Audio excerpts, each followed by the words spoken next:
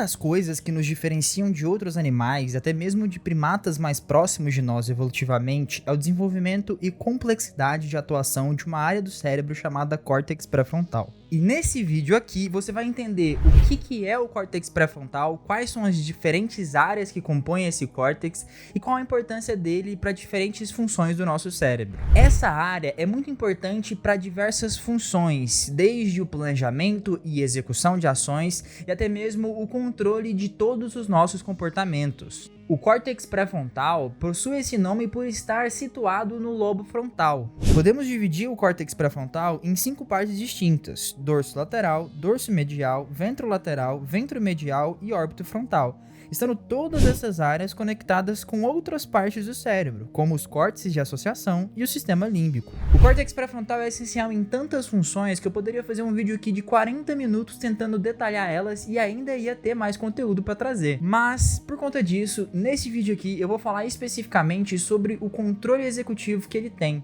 Bem, o controle executivo, também chamado de funções executivas, são caracterizados como processos cognitivos básicos essenciais para o controle do nosso comportamento, como a atenção, controle inibitório, memória de trabalho, flexibilidade cognitiva, raciocínio, planejamento e resolução de problemas. Como vocês podem ver, são várias funções distintas do córtex pré-frontal, estando elas muitas vezes relacionadas com a nossa inteligência e a capacidade de viver em sociedade.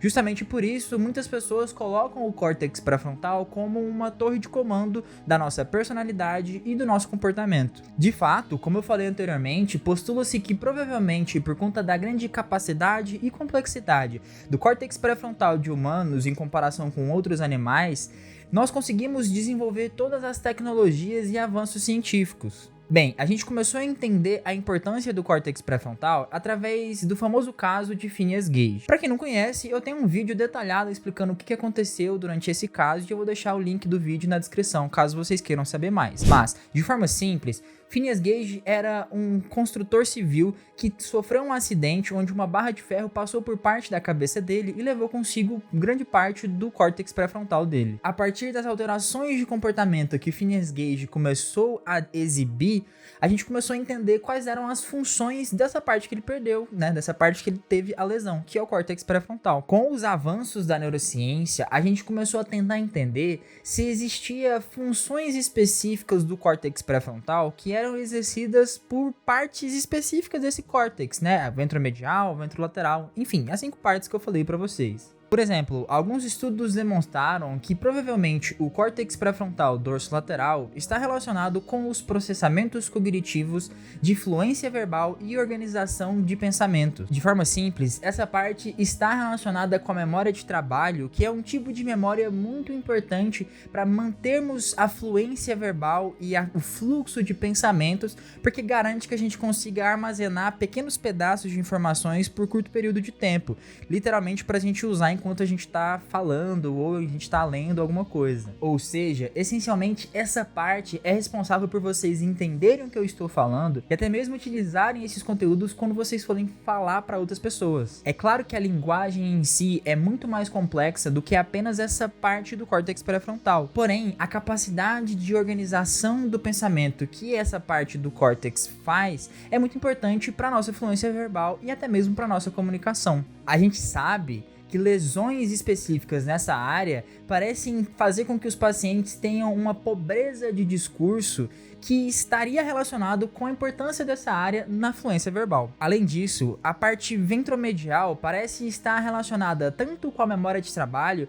como com a tomada de decisão. Sabe quando você está no shopping e começa a avaliar se você tem o dinheiro ou se deveria comprar aquela roupa que você está desejando? Pois é, provavelmente essa parte do seu córtex está relacionada com a atividade de ponderamento dessa decisão. Será que eu compro? Será que eu não compro? Essencialmente, essa área atua como um ponderador, um mediador, que irá avaliar quais são as consequências e recompensas daquele ato de comprar, ou seja, daquela decisão que você vai tomar. Por exemplo, a parte ventromedial do meu córtex pré-frontal já decidiu que eu vou pedir para vocês deixarem um like aqui embaixo se estiverem gostando do vídeo. E eu vou estar aqui torcendo para a parte de vocês decidir fazer isso.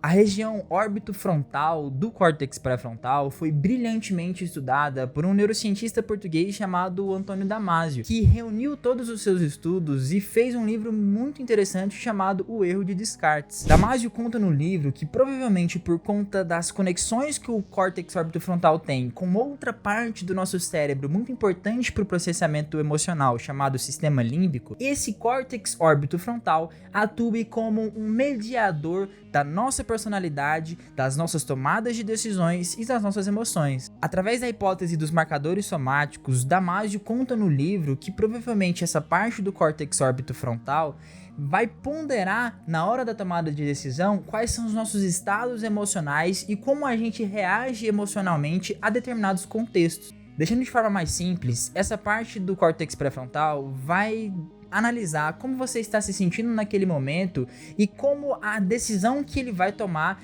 vai influenciar o seu estado emocional, num sentido autopreservativo. Nesse sentido, ele consegue ter uma profunda conexão com os nossos estados emocionais, fazendo com que de fato a gente até entenda como a gente se sente através do aprendizado a longo prazo. Ou seja, ele vai pegando pedaços de informações durante a nossa vida e entendendo que a gente vai reagir de uma certa forma, dependendo do contexto ou da decisão que você tomar. Mas, além disso, ele também atua como uma certa máquina de adivinhação, uma vez que ele também tem conexões com uma outra circuitaria do cérebro que eu já trouxe aqui no canal também, chamada de sistema de recompensa. Ele faz essas adivinhações porque ele constrói, através do processamento abstrato, expectativas relacionadas com o nosso estado emocional e das decisões que a gente vai tomar no dia a dia. Isso significa que o córtex órbito-frontal consegue ponderar as decisões e criar expectativas sobre elas com base nos valores que a gente tem, tanto emocionais quanto éticos daquilo que a gente está fazendo. O mais legal é que tem vários estudos que linkam disfunções desse córtex órbito-frontal com alguns transtornos psiquiátricos e do neurodesenvolvimento, como o TDAH, ansiedade, depressão e transtorno bipolar. Uma vez que a gente sabe que em todos esses transtornos, os pacientes podem apresentar certas disfunções cognitivas relacionadas com pessimismo exagerado ou com pensamentos autodestrutivos. Mas isso é um assunto para um próximo vídeo que eu com certeza vou trazer caso vocês comentem aqui embaixo. Para deixar bem claro, os estudos mais recentes de neurociência não conseguem de fato delimitar tão facilmente assim que cada área específica do córtex pré-frontal é importante para uma função específica.